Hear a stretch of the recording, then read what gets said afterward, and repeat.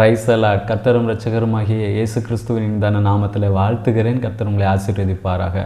இந்த இனிய நாளை காண செய்த தேவாதி தேவனுக்கு ஸ்தோத்திரம் உண்டாவதாக. இந்த நாளில் நல்ல கிருபைகளை கர்த்தர் தந்து ஆசீர்வதித்து வழி நடத்துவாராக. அப்போஸ்தலர் நடபடிகள் 17வது அதிகாரம் 11வது வசனம். அந்த பட்டணத்தார் மனோவாஞ்சையாய் வசனத்தை ஏற்றுக்கொண்டு காரியங்கள் எப்படி இருக்கிறதா என்று தினந்தோறும் வேத வாக்கியங்களை ஆராய்ந்து பார்த்ததினால் தெசலோனிக்கேயில் உள்ளவர்களை பார்க்கிலும் நற்குணசாலிகளாய் இருந்தார்கள். கர்த்தருடைய பரிசுத்த நாமத்திற்கு மகிமை உண்டாவதாக.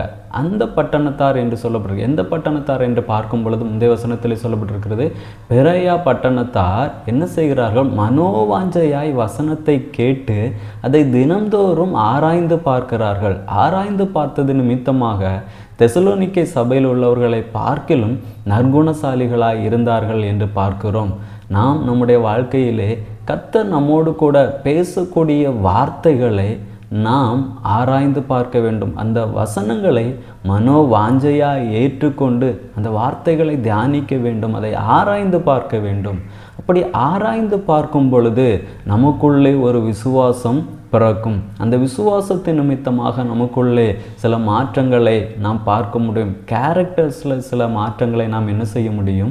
பார்க்க முடியும். இங்கே சொல்லப்பட்டிருக்கிறது தினந்தோறும் என்று. நம்ம டெய்லி பைபிள் வாசிக்கிறோம். அந்த நம்ம வாசித்துவிட்டு அப்படியே கடந்து போகிறவர்களாக அல்ல, அதை நாம் தியானிக்க வேண்டும். கர்த்தர் நம்மோடு கூட பேசக்கூடிய வார்த்தைகள், வேதாகத்தின் மூலமாக நம்மோடு கூட பேசக்கூடிய வார்த்தைகளை நாம் ஆராய்ந்து பார்க்கும் பொழுது அதன் மூலமாக நமக்குள்ளே விசுவாசம் நிச்சயமாக பிறக்கும். அது நிமித்தமாக நம்முடைய வாழ்க்கை ஆசீர்வதிக்கப்படும். ஆகையால் தினந்தோறும் நாம் வேத வாக்கியங்களை, வேத வசனங்களை ஆராய்ந்து பார்த்து நாம் நற்குணசாலிகளாக மாறுவோம். கர்த்தர் நம்மை ஆசீர்வதிப்பார். ஜெபிக்கலாமா? நல்ல தகப்பனே, உம்மை நன்றியோடு உம்மை துதிக்கிறோம், உம்மை ஸ்தோத்தரிக்கிறோம் அப்பா. இந்த பெரையா பட்டணத்தார் தினந்தோறும் அந்த வேத வாக்கியங்களை ஆராய்ந்து பார்த்தது நிமித்தமாக நற்குணசாலிகளாக மாறினார்கள் என்று பார்க்கிறோம்.